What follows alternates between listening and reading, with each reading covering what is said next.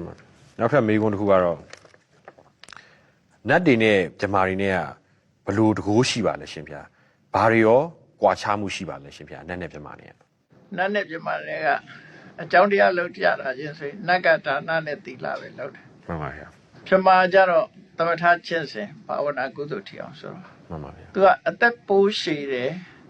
နော်ဘဝမှာအသက်ပိုးရှည်တယ်နတ်တွေတဲ့စာပေါင်းများစွာအသက်ရှည်တယ်ကဘာချီပြီးတော့အသက်ရှည်တယ်မှန်ပါဗျာပြီးတော့အစွမ်းတကိုးကြတော့လေနတ်တွေတဲ့ပို့ပြီးတော့အစွမ်းတကိုးကြီးတယ်မှန်ပါဗျာကြီးတယ်ဆိုတာသူ့ရဲ့အရှိန်ဟောတောက်ပမှုက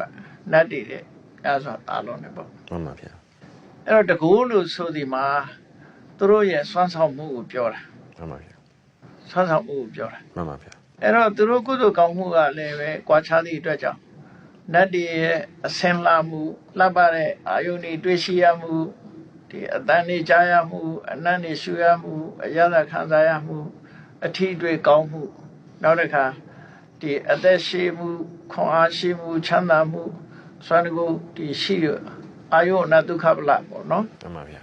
အဓိပတိယလို့ဆိုရဲအစိုးရမှုအဲ့ဒီအတိုင်းတာတွေကများစွာကွာခြားကြတယ်မှန်ပါဗျာဥပမာမဲ့လူချင်းပြောရမယ်ဆိုလို့ရှိရင်ပတ်စံရှိတဲ့လူနဲ့မရှိတဲ့လူဟာဘာကွာခြားလဲအဲ့ဒါလေအလုပ်တစ်ခုလုပ်တာကိုစွမ်းတကိုးလို့ပဲခေါ်တာပဲမှန်ပါဗျာပတ်စံရှိတဲ့လူက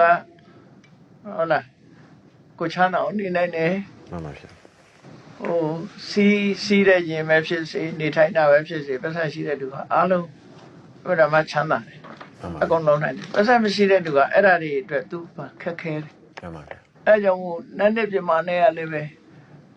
စွမ်းကိုချင်းမတူကြဘူးပေါ့နော်မှန်ပါစွမ်းကိုချင်းမတူဘူးအချိန်ဝါချင်း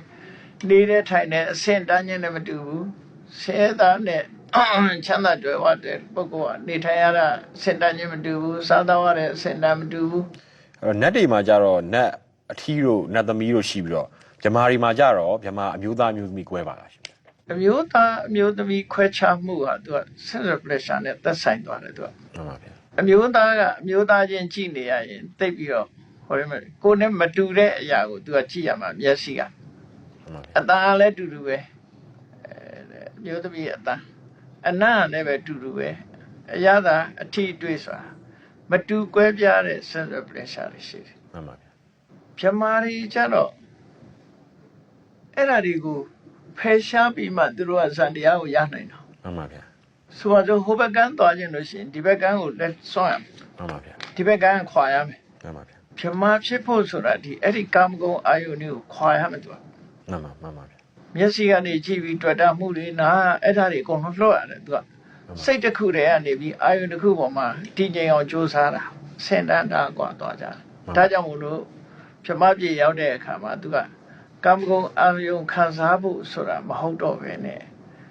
နှလုံးသားထဲမှာတည်ငြိမ်အေးချမ်းမှုအဓိကထားတာဖြစ်လို့ဖြစ်မှာအဖို့မှမရှိဘူး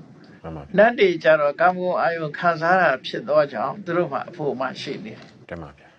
အဖို့ကလည်းအမနဲ့မှပြောတယ်အမကလည်းအဖို့နဲ့မှပြောတယ်တင်ပါဗျာဒါမှပြည့်စုံတယ်လို့ဖြစ်တာပေါ့မှန်ပါဗျာနော်မှန်ပါဗျာဟိုကြတော့သူကအဲ့ဒီကာမဂုဏ်အာယုန်တွေကို